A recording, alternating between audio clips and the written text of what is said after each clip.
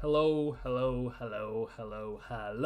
How's it going, people? Welcome to the stream. Welcome. It is April the 27th, and it's been confirmed. It is done and dusted.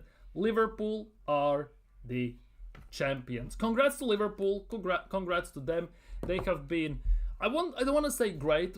Done great throughout the whole season. They haven't been quite fantastic. I'm sorry, my camera is doing a mess here. They haven't been fantastic, phenomenal, but they were good enough to get the job done, to get it over the line, and I'm not gonna lie, in quite emphatic fashion. Basically, what it feels like, they were the leading the race from the day one, and they never let up, and they were the ones that got it over the line. Deserved win, 100%. Let's be real. Arsenal have been quite shambolic this season. Premier League is done and dusted, as it was pretty much, I would say, even in October, November. People say it was done in January, it was done then. Big up Marlon, he said that it was done. We knew this would happen from January. To be honest, we said it already around November. We said basically what we were discussing at that time was if Liverpool are about 9 points ahead, 7 to 9 points ahead basically by Christmas, Arsenal are not going to do anything. We're going to lose the league, mostly because based on the history how Arsenal tend to do business, in January there were no indications and no hope to some extent that we're going to rectify anything, and that pretty much showed. We did nothing in January transfer window, and we were not even going to do anything in January transfer window. Jesus got injured, he came back for 2 games, scored 5 goals against Crystal Palace, and then again effed off. Got injured again, and he's done till the end of the year almost, what it feels like. And Arsenal didn't mean to do anything in January then Bukayo Saka goes there, and all of a sudden there were some indications that Arsenal might do something.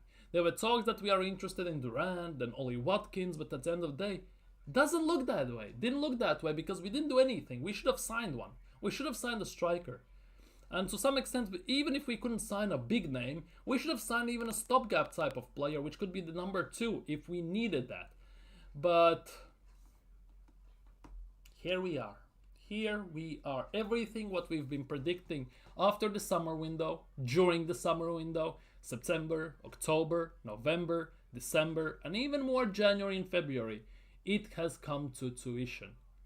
Only hope is Champions League, and that's about it. So we're gonna talk about all that. On top of that, we're gonna talk about is it salvageable in summer. So smash the like button, destroy it, caress it, annihilate it, however you do it. Subscribe if you're new around here. Leave your thoughts down in the live chat, and let's get into it.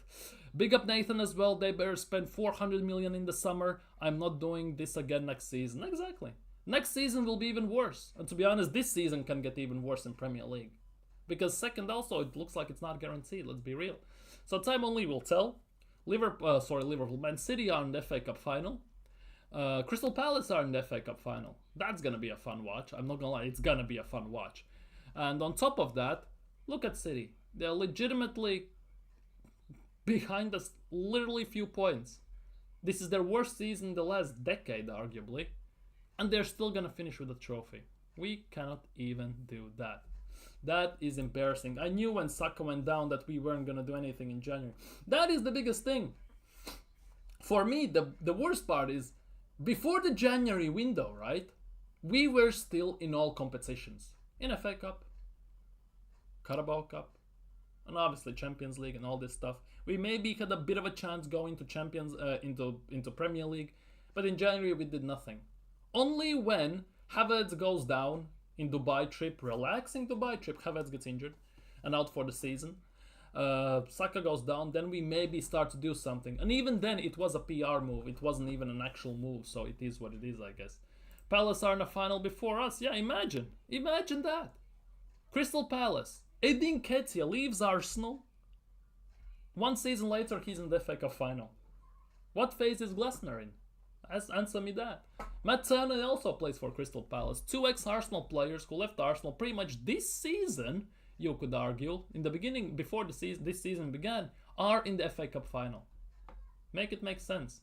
Man City's worst season, still winning a trophy. That is the biggest thing. Man City's worst season the last decade or so, and they still can wind up winning a trophy. Make it make sense. And this is what happens, by the way, regarding Man City. When you actually do some business in January transfer window. Yes, they were not great this season, but they basically identified issues, identified mistakes, and they tried to fix them. And they fixed them by about 70%. By 70%, they fixed them, and look where it's gotten them. Pretty much on the level with Arsenal almost. And add on top of that, they are in an FA Cup final with a big chance of winning it. Make it make sense. It's almost like if you do the right thing, the thing that makes sense actually works. But we all know how Arsenal do these things. If it makes sense, Arsenal won't do it. And that has been pretty much a motto for me, how I see Arsenal in the last, for the longest time, I don't even know how long. Liverpool last season won something we didn't with Arteta. We are second place, FC Ballers, FC how you back this. That is the thing. Sorry. And we cannot even disregard Liverpool. Last year as well, they were in the title race up until April. Liverpool were in the title race last year up until April, until they fell off. So they were not that far away as people want to basically make us to believe. They were actually right there until the end, almost. This season, with Man City's drop-off, Arsenal being, Arsenal basically, they took the advantage. Slot comes in, first season, bang, let's go, give us a title. If Nketiah wins a trophy before the club, it's gonna be madness online. Yeah, it's gonna be. Nketiah, the king of Zamunda, could win a potential FA Cup. It's insane. Even Chelsea gonna win. That's the thing. Even Chelsea can win Conference League. Oh, who cares about Conference League? But they will win something in Europe. Another thing they can hold above us, above our heads. Yeah, Spurs can even potentially, right? Let's not get carried away. But Spurs even potentially can win Europa League. United are also still in Europa League, if I'm not mistaken. So they actually might win it potentially. So where is the logic in this? Isn't the fact that Merino is currently playing center forward proof that we need a center forward in the summer and not the midfielder and the left back? To be honest, that is the biggest thing. We need the midfielders. Let's not look too deep into that. Defense is arguably at the moment least of our worries. Our issues are attack and midfield. Those are the big issues for Arsenal right now. Obviously not talking about the manager, but it's a bit different story. But yeah, look at the state I am in right now.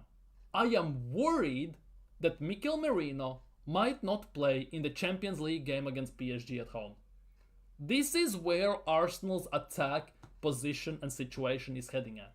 I am worried that Mikel Merino, our number 6, who also can play as an 8, could not be available for Arsenal to play at striker. Make it make sense. Seriously, make it make sense. The biggest thing is, if Arteta wins Champions League, might not go. He might get a trophy outside the Emirates, but that's a big if. Big if. By the way, speaking of Champions League, right? Speaking of, let's do it properly. Our women's team. We lost 2-1 at home to Lyon, one of the biggest and best women's teams in Europe. And we went to their ground and just beat them 4-1, 5-3 on aggregate. And our women's team is going to face Barcelona in Women's Champions League final. Imagine if they win imagine our women's team wins Champions League. Imagine, just randomly. Imagine. Caldente left Barcelona, now he's at Arsenal, and she's gonna face Barcelona, and Caldente, Barcelona or Real Madrid? I think it was Real Madrid. I might be wrong here, but yeah, we gonna playing Barcelona in Champions League. Slot didn't even have to work hard. He knows how. Exactly, Slot didn't even sign anyone. He signed Federico Chiesa, who is injured quite a bit. He hasn't played him too often, right? But he did the job with what he had. He properly managed them. He properly coached them. Made no excuses, and he won the Premier League. Do you think Liverpool fans care that they lost in Champions League? No, they don't. They won the Premier League. First season of Arne Slot here, and they won Premier League without signing anyone. Arteta isn't getting sacked. KSC are going to let him get sacked just because he's not winning trophies. He's got the UCL money rolling again. Yeah. To be honest, getting into semi-finals in Champions League, Arsenal have made 100 million alone. That isn't that telling too much? That's saying a lot, isn't it? But I really believe that with Andrea Berta coming in, it could be the time. If Arteta gets what he wants this summer and he doesn't sign anyone and he doesn't win anything next season, I think Arteta will be gone. It's not that uncommon in football that managers get sacked 1 year, year and a half when they have left in their contracts. Obviously, because sacking Arteta now for Arsenal and KSC costs about 35 million, which, let's be real, maybe Kroenkes don't want to pay. But during next season, after next season, it's only 15. Let's be real. So it might not be that big of a loss. So maybe then they're going to do it. Exactly. We want to win something and stop getting memed. Yeah, it is heartbreaking. Second place memes. It's also not guaranteed that we gonna get second this season. Slot didn't even have to wait 5 years to win it. Did it easily in his first year. Trent Salah laughing, calling us butlers, making us exactly. Man just shut down the men's football team. The women's football team have 3 UCLs, 100 plus years. We haven't won shit in Europe. Even Forest Villa have UCL and we have none. Exactly. Bucharesti Steaua has a Champions League. Like, seems that Red Star Belgrade has Champions League. Arsenal don't have that. Like, how we are not? Yeah, exactly. We are going trophyless again potentially. Every site I go on, second place treble is... Exactly, we have won the treble. Second place treble. Oh, yeah. And all that stuff. KC doesn't mind us becoming Red Spurs. He's not worth... Yeah, to be honest, in that regard, totally true. For businessmen, money is everything, right? And KSC have done everything in a way to make the best of this. They have made the Arsenal 10 times more valuable. Our players are much valuable than they used to be. We are a very attractive offer for commercial deals, TV time, and everything. Let's be real, the money is just rolling in hand over fist and everything. It's just absolutely insane. But big up to Arsenal's women's team, by the way. Big up to Arsenal's women's team for actually showing some proper cojones and actually being proper players and getting their Champions League final. But that would be a nuts story. Think about it. Let's just say Arsenal beat PSG in the semifinals, right? And Barcelona beat Inter, right? Women's final in Champions League, Arsenal versus Barcelona. Men's final, Arsenal versus Barcelona. Just imagine the PR, the money that's gonna roll into Kroenke's pockets. Just imagine the scenes regarding that. Imagine. Kroenke's net worth overtook his wife's net worth. That's not the case back. Exactly. They took Arsenal over fully in 2018 and everything before COVID. They went through some rough times, but they have managed to turn it around. They made insane profits over the last year. Basically, they are pretty much near net spend to basically gross spend versus net and everything in equilibrium, in zeros. Which means, by the looks of things, if there's a big chance that Arsenal's profits in general after season of 2025 is gonna be in pluses. It's gonna be profits. It's not gonna be negative numbers. It's gonna be all yellow, all greens, positive numbers. And that is basically how Kroenke has run this thing.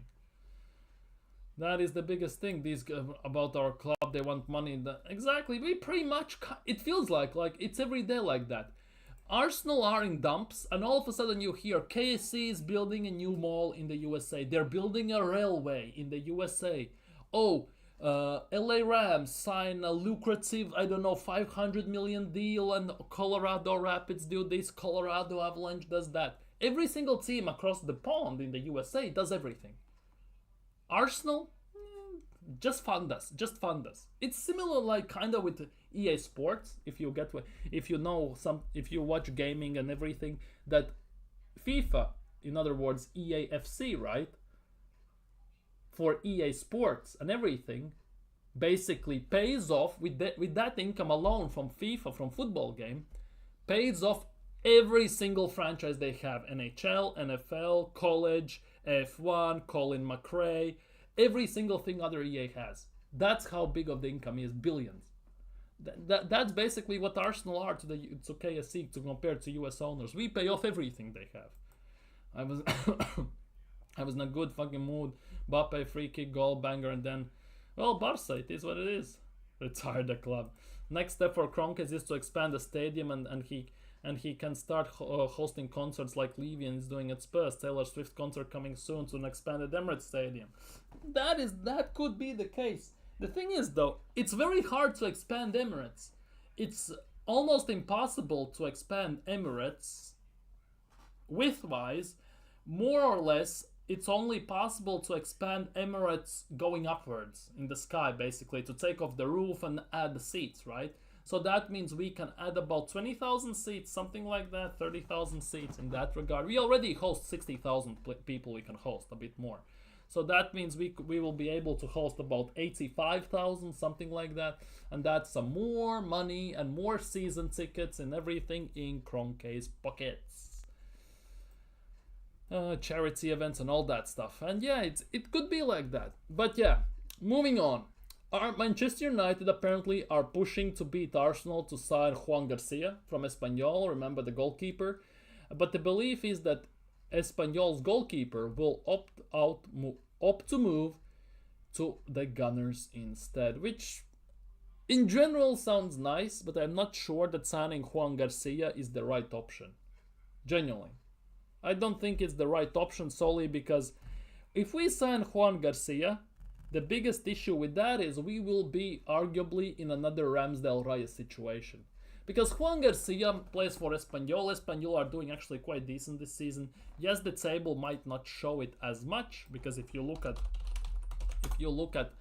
the La Liga table, right, it might not be showing as much. However, Espanyol are 13th and everything, 42 goals conceded and all that jazz, right? However, Juan Garcia is actually doing very, very well for them. Very, very well. It's no wonder that Atletico Madrid want him as a successor to Jan Oblak. I read today that potentially Man City would like to sign Oblak if Ederson leaves this summer. Hence, they're looking for a replacement. That could be Juan Garcia, of course. So it's all over the place, and I don't think signing Juan Garcia in general would be the right thing.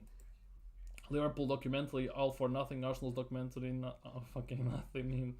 It's embarrassing. Let's just put it that way. It's embarrassing. The fact, and the worst part is, we've been calling this out for the longest time, right? Since January, before that, during summer window, and even before that, and all this stuff, right? And that time we got called toxic, negative, fake fans. We don't claim you, plastics. Go support Spurs. Go F off down the lane. You are not a real fan, and all this stuff, right? But now, if you look fast forward a few months, right?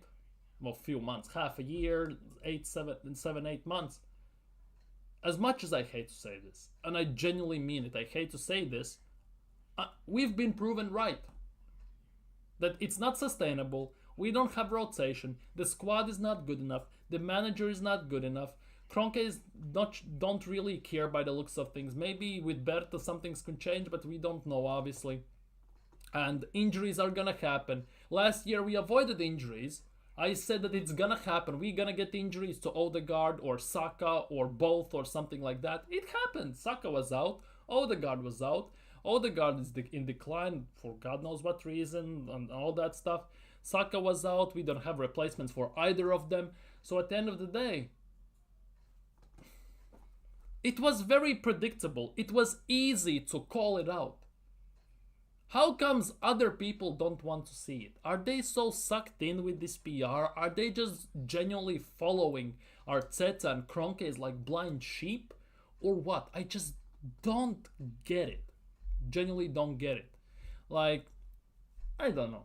I genuinely don't know. The one thing I'll say about Garcia is that he's 23, so it might be the case that he lands from an apprenticeship role for a season. That is the one thing, yeah, that I can agree. He's very young here, so he can still learn, right? And he's also actually not a midget. He's actually tall. If I'm not mistaken, Juan Garcia is 6'3", 191. He's 6'4". Juan Garcia is 6'4", so he's not a midget like Raya, who is 6 foot or 6'1". So that definitely would help in that regard as well, because the amount of times it looks like Raya looks genuinely like an ant, It's actually kind of insane. Plus, he's better at penalties as well, given how Raya jumps already 60 years before the shot is being taken. End of the day, though, it will indeed be another Raya. Yeah, that is the biggest thing. At the end of the day, it pretty much is gonna turn out into Raya versus Ramsdale situation. And obviously, it is avoidable, even if you sign him. The thing is, we've seen this unfold before and all this stuff. And we have seen also that this manager doesn't learn from past experiences. And that is the biggest worry in all of this. That is the biggest worry. I'd say, also, personally, I don't rate Raya as highly as the rest of the fan base as a goalkeeper. He's great in possession, but his first job is... Yeah, the thing... For me, Raya is very good. That's what I'm gonna say. For me, Raya is very, very, very goddamn good. And he also has made some brilliant saves during the season. The double save against Inter, the double save against what's its face, United, and everything. I get all that, but I think he also has been basically screwed up by the manager, forcing him and making him to play on the halfway line, coming out of the goal, which means he cannot do his main job, which is be on the box, collect the crosses, save the shots. We're not even going to talk about the penalties and everything. Because in possession, Raya is fantastic. Ball distribution with his hand, with his feet, he's amazing. Let's be real. Obviously, he has some days off, but at the same time, he's very good and very useful for that. He helps us in that regard very, very much. And it's very pivotal in the way Arteta wants to play football, right? At the same time, he makes some very good saves. Raya, to be honest, in the first 2 months of the season specifically, Raya was the sole reason why we were basically able to win certain games. Against Wolves in the first game, against Brighton when we drew, when we had 10 men and we even had a chance 2 times to score, when we even went one-on-one with Havertz and all that stuff. Against Atalanta, double save on Retegui, and the double save he made on Watkins against Villa when Watkins missed empty net in the second half. He makes a double save and everything. Raya has kept us in games. There's also no argument about that. The issue about this is, for me personally, Raya feels like he's too small. I know it sounds weird. They're great small goalkeepers, but Raya is not... He's very good, but he's not as good as people maybe want him to be. Is he a title-winning goalkeeper? He can be. Right? He can be. Let's be real. He won the Golden Glove last year, but arguably that is also a sole reason because of our defense and all that stuff. This year he's fighting with Sels for the Golden Glove as well and everything. But that again, for me, more comes down to defense.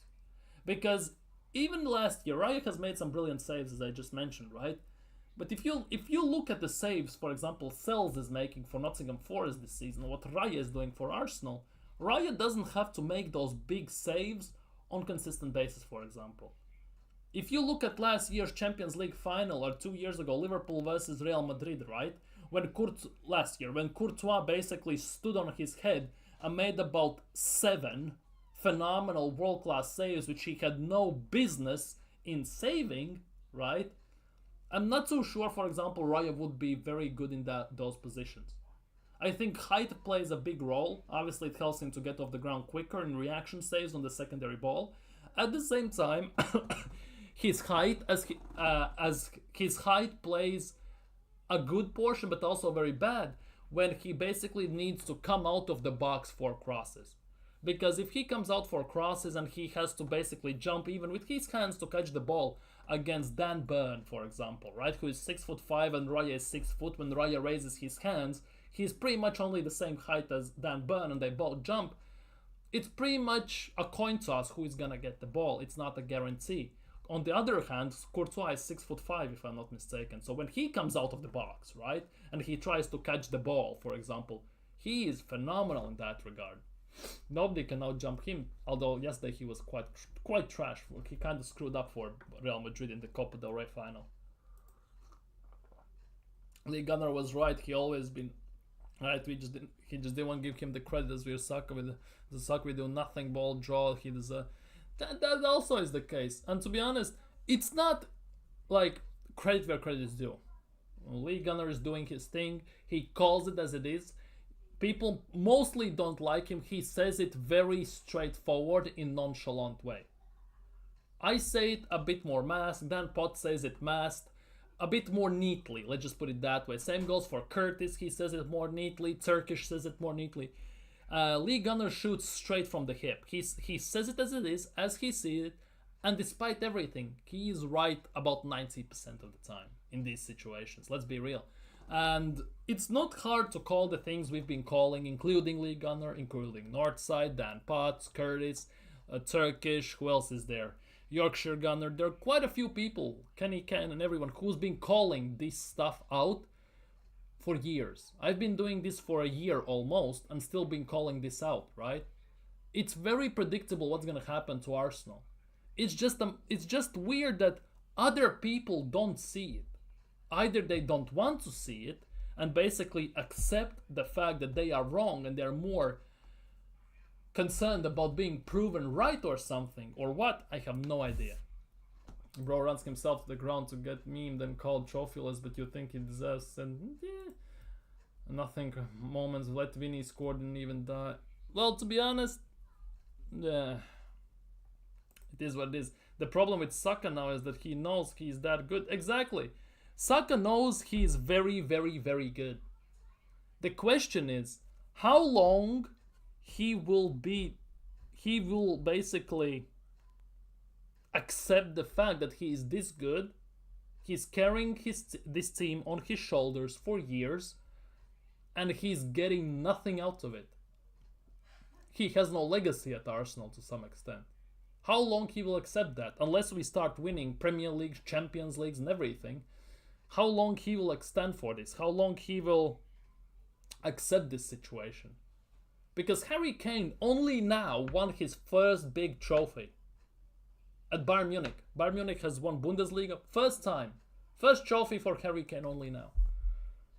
I bet Bukayo Saka doesn't want to be another Harry Kane, just the Arsenal version. 100%.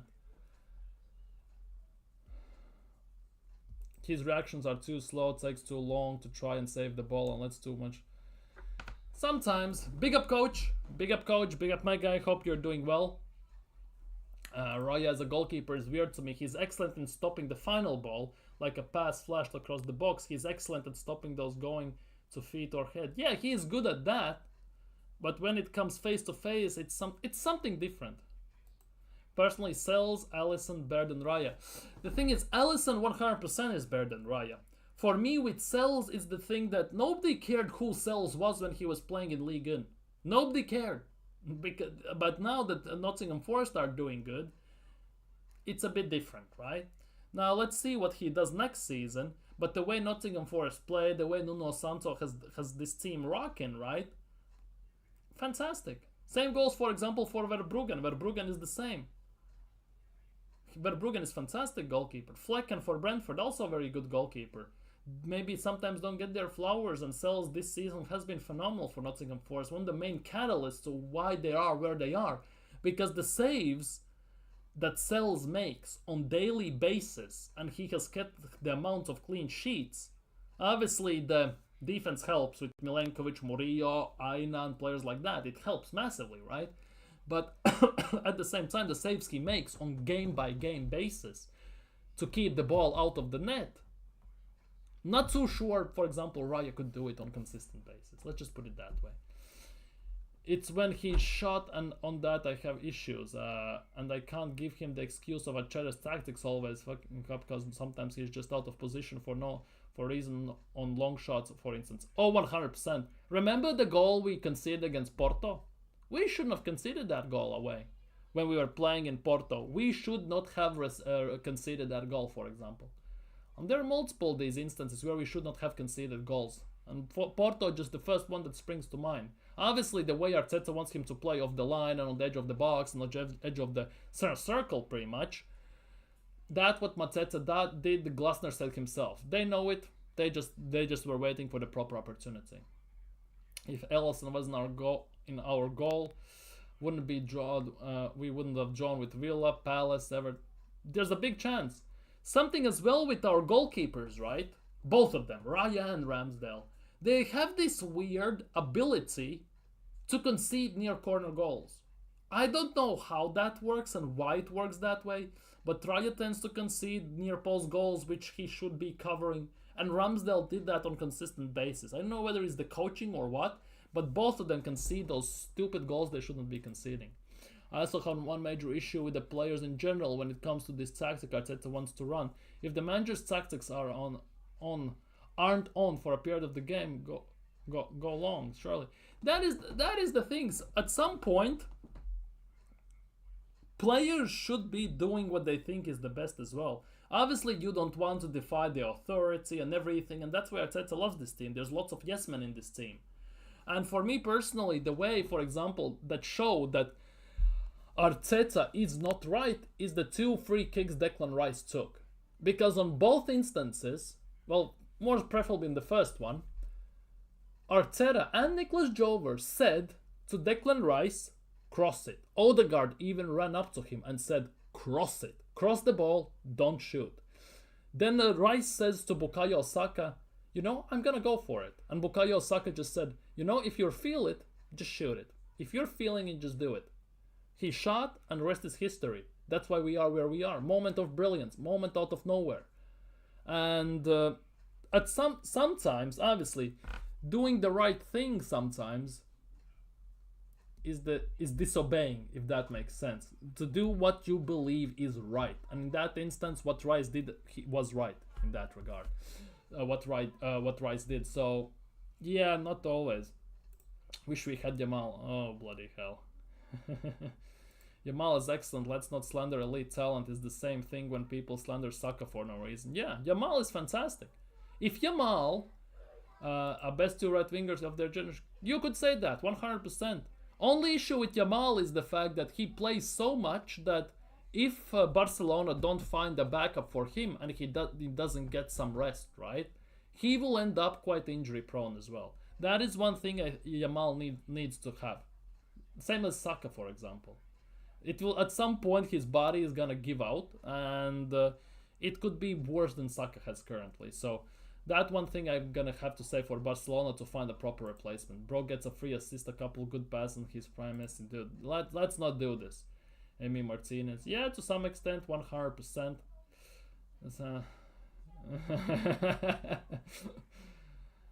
I don't get started of Rafinha. People think this man is on the level of Messi. Nobody says he's Messi or CR7. Don't push your narratives. Definitely. Rafinha is overrated. To some extent he is. Rafinha is basically... He's a very decent winger, right? But with Rafinha the issue is, for me personally, it solely depends on the style that the manager wants to play. And Hansi Flick's style fits Rafinha's style, how he wants to play, 100% to a T, to perfection, right? Same went with Marcelo Bielsa and him at Leeds. The way Leeds played, Rafinha's style fit him to a perfection. Let's be real, if he signed for Arsenal, he would not be the Rafinha we are seeing at Barcelona or we even saw at Leeds. Let's be real.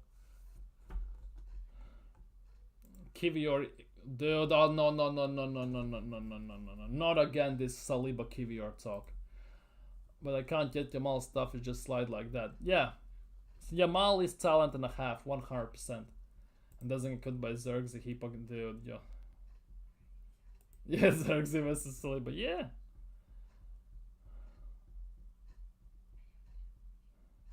It's more about how Yamal sees the game, his vision of the game, and this understanding of the dribble, the two things. But yeah, and with Yamal, he has the perfect balance and the perfect footballing IQ to realize when to dribble, when to take on, how to dribble, how to take on, when to assist and when to shoot. He has the perfect balance. He has head in the right place, how to do it, what to do, and when to do it. And that's what makes him so good at this stage, at this age already.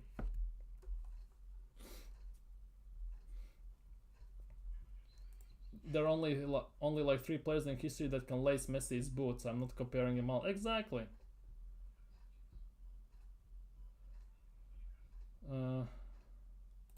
So that's the Barca fans and Brazil fans. It's Brazil, Argentina. That's a complete different story. Not getting into that. That's completely different story. Barca and Brazil. I'm telling you, it's a completely different story. And to be honest, don't get carried away, right? If Martinelli was doing the same levels as Rafinha is currently doing with Hansi Flick, you would be saying the same thing. You would be saying the same thing. You already call him Goltinelli. He's nowhere near being greatest of all time whatsoever. It's the same thing. It goes both ways. If there's people saying Yamal is at Pessi's level already, then I would understand your frustration. But you have to hear people doing that shit. I don't rate Mbappe as a footballer. A great athlete, I would argue. He has the most perfect biomechanics of any footballer I've ever seen. But when it comes to playing the game of football, he's weak. Mbappe, again, he needs system. Mbappe needs to be sort of a centerpiece, basically. And Mbappe, first of all, and foremost, Mbappe is a winger, not a striker. That is also a thing you need to kind of calculate into equation. For me personally, Mbappe is a left winger more than a striker. And obviously, for Real Madrid, there's Vinicius, so it's not going to happen as well. That's not going to happen as well in that regard. Anyways, Juan Garcia, it is what it is. Ethan Wanyeri, look what Wanyeri said. Ethan Wanyeri on how he does his trademark finish at just 18 years old, where he cuts inside and shoots on his left foot and everything and all that stuff. I don't really think, I just do it. And many times, it's the best thing you can do as a forward and as a striker, as an attacker. Because if you overthink, if you overanalyze situations in your head, you screw yourself up, you screw up the chance up, and you screw everything up. If you just act on instinct in any given moment, many times it's the best thing you can do. That is something I agree with him 100%. 100%. William Saliba has said this: I think I'm one of the best, but not yet the best defender in the world. I can still become much better one day, and I hope to improve. So keep working, 100%. This is the biggest issue with Arsenal this season to some extent.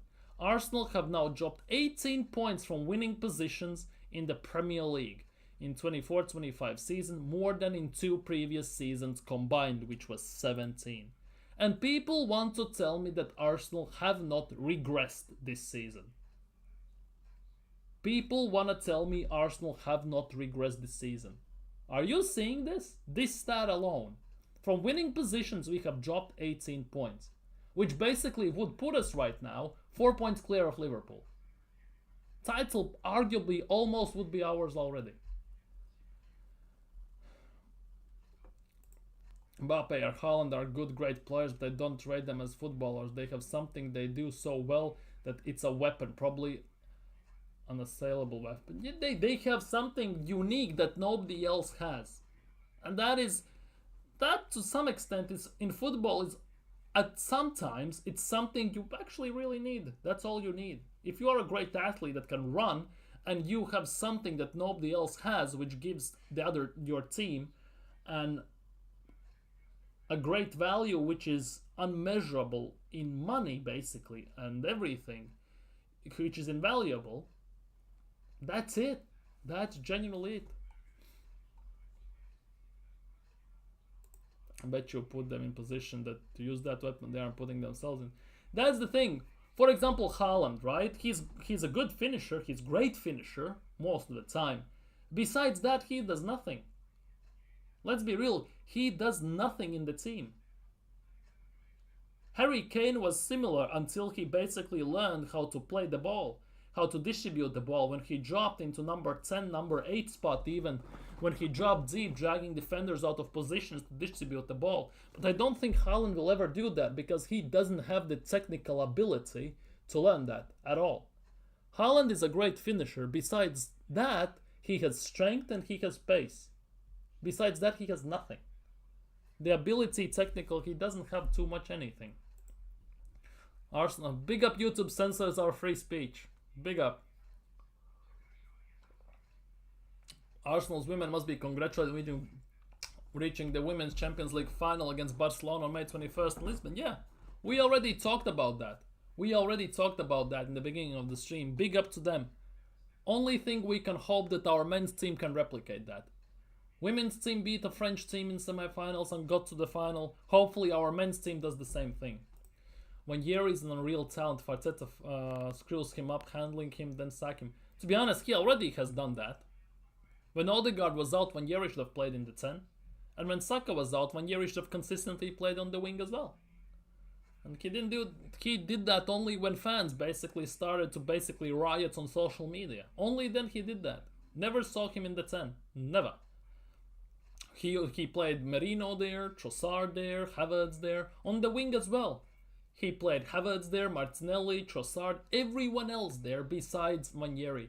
Up until our fan base basically started riots on social media and comments under Arsenal posts and YouTube videos, and only then he basically started playing them. Stop him, yeah. Sack him on the spot when Manieri stops wanting to shoot. Yeah, when Yeri wants to shoot, he knows how to do it.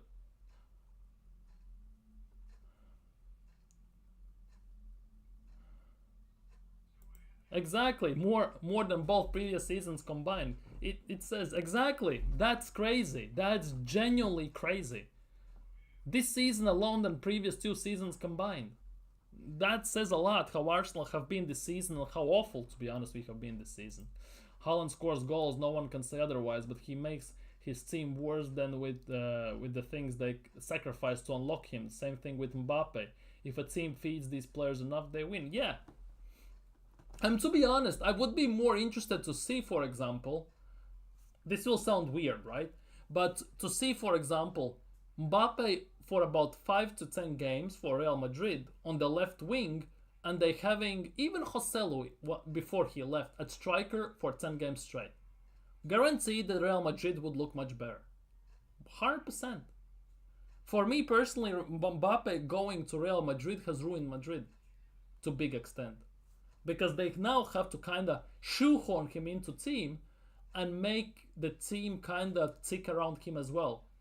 And if you cannot find the perfect balance, it's never going to work. And it looks like it's not going to work. Yeah, they must be fed. As Saka, meanwhile, is feeding players like Havertz. Yeah, Saka feeds everyone. And then scores the goals himself as well. Saka single-handedly is carrying his team. Saka had, 15 assists this season before he got injured. And nobody got even close to him, up and still nobody's close to him to this day. And that was before he got injured, before December. Think about it. Isn't that telling a lot? And then you have Ederson, Manchester City's goalkeeper, who has pretty much the same amount of assists as Martin Odegaard. Having some fans out there on the internet telling us Havertz is gonna score 20. Oh bloody hell, don't remind me of Robbie and everything. I think it was Robbie from AFTV who said Havertz is gonna score 20 goals this season. And Havertz had 9 goals before he got injured. 9 goals. That was our top goal scorer. Havertz with 9 goals in February.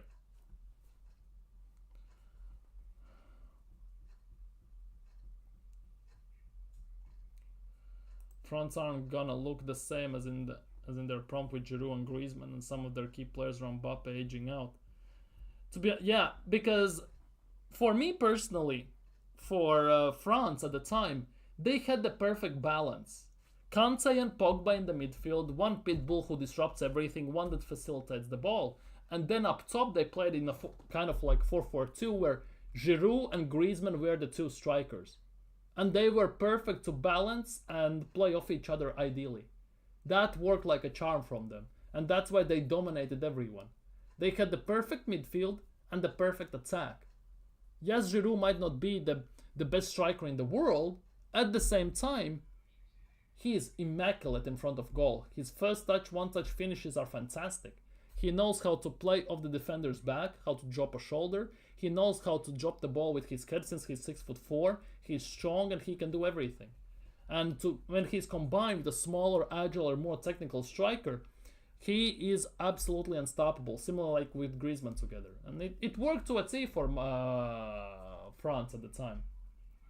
Prampa would be dynamite on the wing. Very few fullbacks can adapt to this outright pace. Exactly. Mbappe would be fantastic on the left wing for Real Madrid, for example. And that's where Mbappe, to some extent, quite a bit played for PSG as well. And you could argue that his best performances, at least for the eye test, I'm not talking about GA, so shut up, you stats merchants. Some of the best performances, specifically for Mbappe, at least at PSG, were at the wing. It wasn't at the top, it was at the wing. Robbie is not set the plan.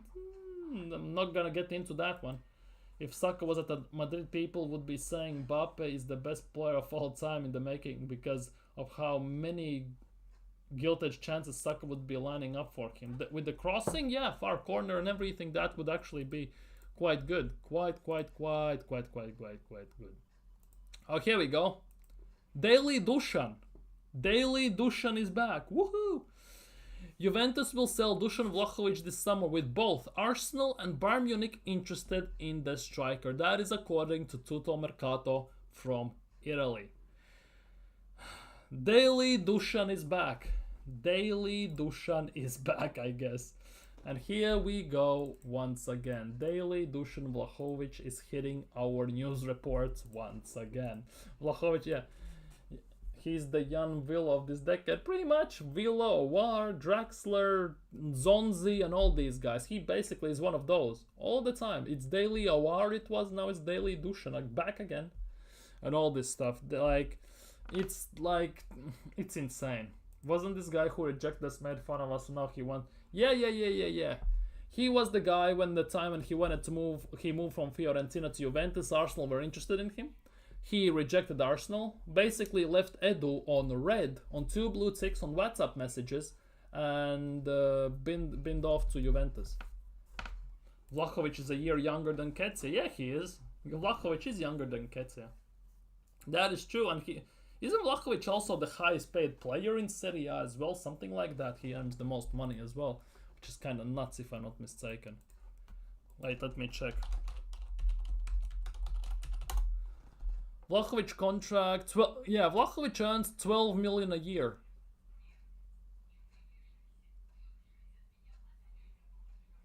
He earns 12 million a year. That is some money for a guy who gets outdone by Colomwani currently. Oh, here we go. It's back. Watkins is back. Aston Villa, according to Football Insider, Aston Villa are preparing to receive offers for Ollie Watkins this summer, with Chelsea, United, Arsenal and Liverpool is in expressing interest in the striker. Here we go again. If we're still in for Vlahovic, then I don't think Berta is all that serious until I see Vlahovic scoring some goals. Yeah, he is not scoring that much for Inter as well, by the way. Just putting it out. There isn't Juventus playing today as well? Didn't Juventus play? Yeah, Juventus beat Monza today 2-0. Juventus beat Monza 2-0, and if I'm not mistaken, Vlahovic didn't do anything in that game. Yeah, Gonzalez scored and Colomwani scored. Vlahovic didn't get on the pitch. Yeah, Vlahovic didn't get on the pitch. Why? Vlahovic is injured. Vlahovic is injured. I see. Vlahovic is injured, so he didn't even play. Vlahovic didn't even play. That is kind of nuts if you ask me. Pablo Mari and all that, you know, Monza. It's Monza. I'm impressed Monza are even in the Serie A. To be honest, it's Pablo Mari who kept them up, so he stayed with them.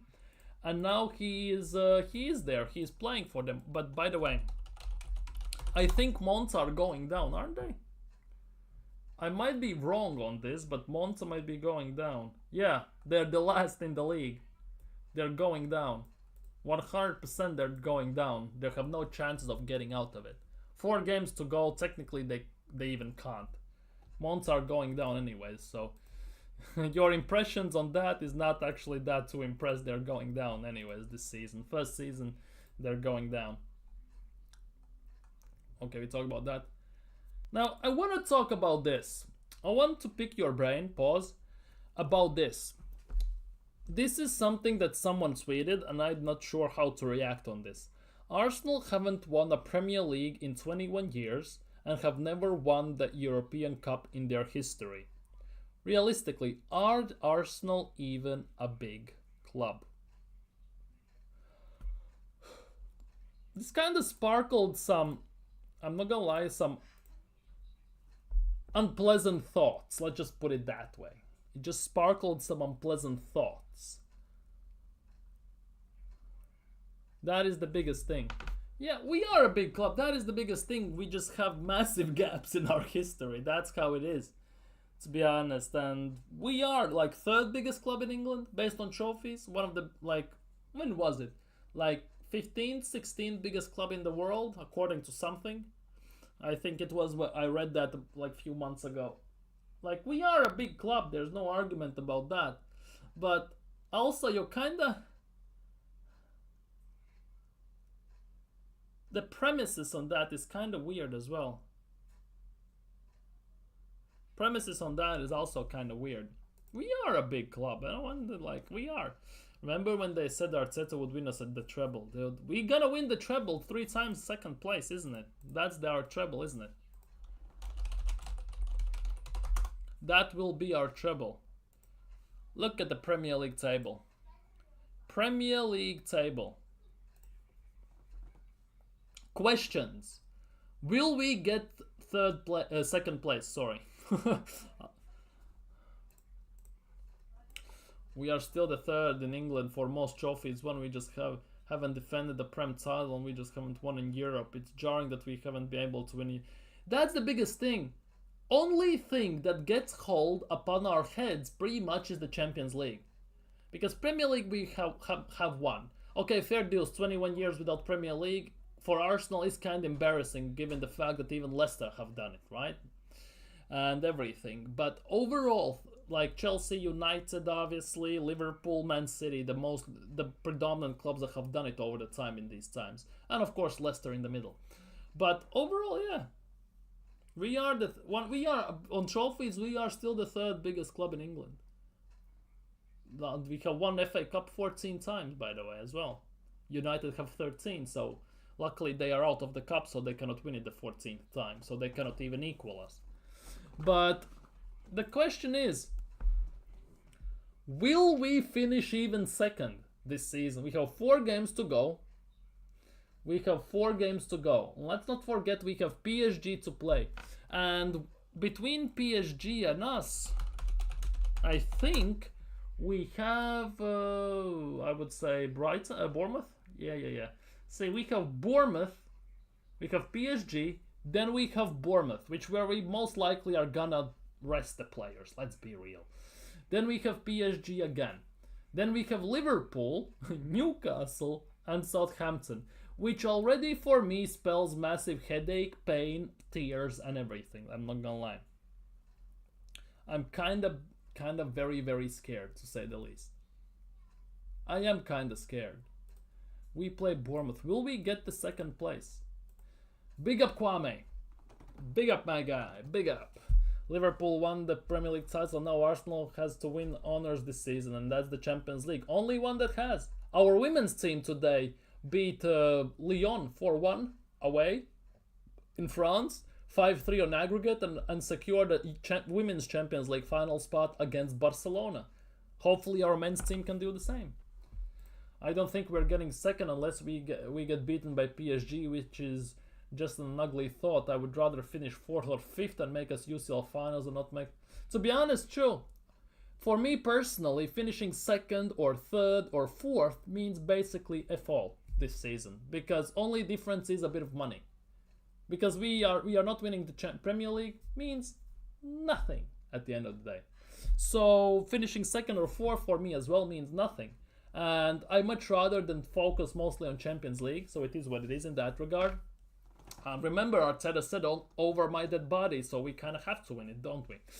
So for me, Champions League, put all the eggs in that basket if we haven't already. And basically pray.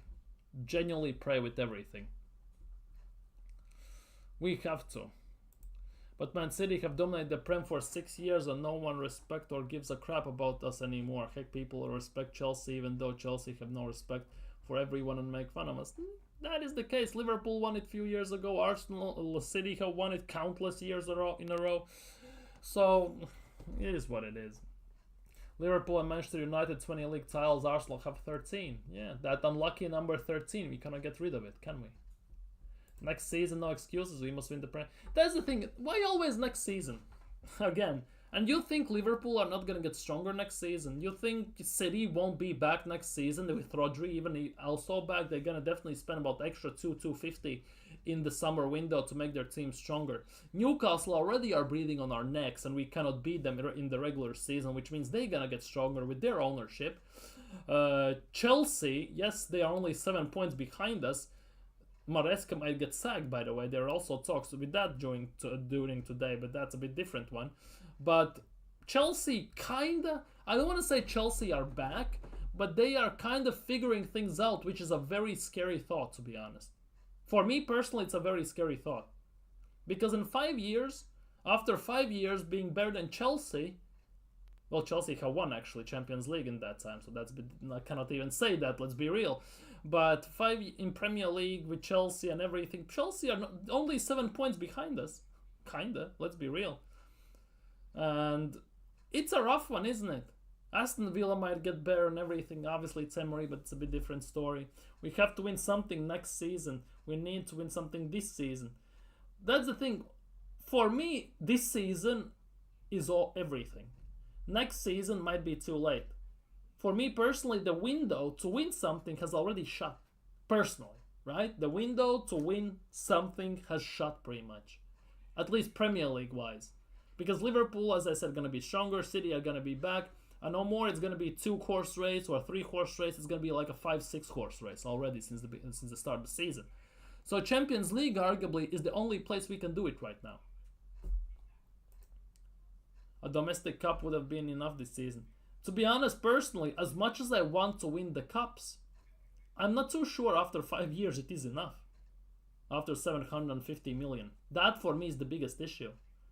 After 5 years, 5.5, 750 million spent, just a Carabao Cup or FA Cup, as much as I'm happy that we are winning the trophies, not too sure that overall stature-wise, it is enough. 3 seasons in a row second. We are not even guaranteed second for now, by the way. 4 games to go still. Kwame, we big club, you know the bad looks. Be honest with you, Arteta isn't the right man to get us over the line. Yeah, we need to do what Liverpool did. He is our Brendan Rodgers, pretty much, Arteta, isn't it? He gets us to that point, but he cannot get it over us. So what Liverpool did? They went and signed Klopp. So it's our turn to sign our Klopp. We didn't get to the Europa League final with him.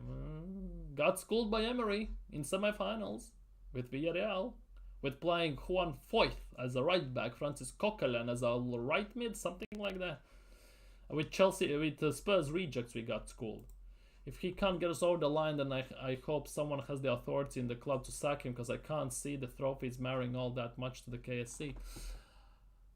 I think Josh actually, this will sound very, very, very bad from me coming for this. I think Stan Kroenke, right, doesn't give 2 Fs. I think Josh actually cares. To some extent, but he actually cares. And I think with Berta coming in, I think they're slowly making some progress towards that direction, that Arteta will be replaced. You're right, 3 times runners-up in the Premier League, not good enough. With Emery, we went to the final against Chelsea. Yes, we went. We lost that final, but it's that's one of the worst days in our history in the recent times. No matter what you say about Rodgers, he has won Celtic another Scottish League title up for the North. Yeah, he has. He has, but for Liverpool, he was not good enough. For Arsenal as well, he is not good enough, Arteta. I think Josh has become a fan too, but it's not his money, it's his pub. That is the biggest issue. In all of this, that is the biggest issue, if you ask me.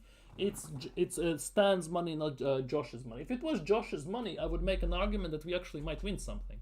Well, Stan is there. Let's just put it that way. Transfer-wise, who improves our team by winning the Champions League? Well, Rodrigo. To be honest, everyone who can do it. There are quite a few players. The question is, can we basically sanction the money, and will Kroenke sanction the signings? That for me is the case. Yeah, Gyökeres, Vitinha definitely, Ruiz, Rodrigo. Who else is there? Arda Güler. There are quite a few you can basically name. If we win Champions League, there are no excuses not to sign Champions League players, the high-end players, because we built Emirates to compete with the big teams. We cannot do that. We know we can. We did it to a certain extent, but we couldn't do it on consistent basis. Bayern Munich was the prime example. Then we say we need Champions League to attract world-class players. We are in Champions League. We haven't signed a single world-class player. That is the big thing. We haven't signed a single world-class player. And don't push the Rice narrative, because we made Rice to some extent world-class. And for me personally, he's still not there. Get me Mitoma too, I don't care the price. I would be willing to pay Isak money or for Mitoma. Güler, see everyone, I agree with you. If we want Champions League, yeah, exactly. We need to sign already Champions League level winning players. We cannot afford to sign a player who develops into that. We need win now players, not players who develop in 2 years. We can maybe do it. We need win right here, right now. No questions, no excuses. That's about it.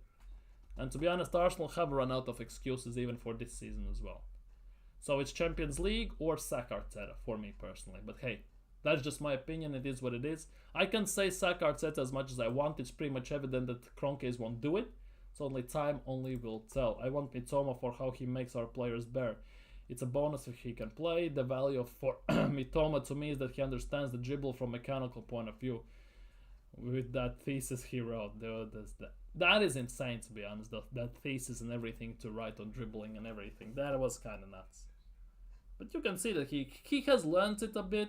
And I'm not so sure he is the answer as well, to some extent. Like, he teaches Sakaman on others. Maybe Martinelli definitely needs to need something like that. We need a more winger that can do what Saka does, but likes to score more and destroy defenders that can make Saka more goals, and the CDM who can cover the field like Kante. We need energy, legs, a pit bull in the midfield. We need a goal-scoring winger, and we need a creative number 10, and all that stuff. But yeah, I think for today that will be it for me. So if you haven't already, smash the like button, caress it, destroy it, hammer it, all that stuff, lick it down, pause. Subscribe if you're new around here. Leave your thoughts down in comments below. New week starts tomorrow. Champions League week starts tomorrow. Let's be real, Tuesday, Arsenal versus PSG. So tomorrow we will have a preview for the PSG game. So be here because it might get quite ugly. We will also do combined 11 and all that stuff. We will do everything. Let's be real. So for today, I am out. Tomorrow, let's see what's gonna happen with PSG. Tomorrow, we are doing the preview. Take care, stay safe, and have a nice start of the week.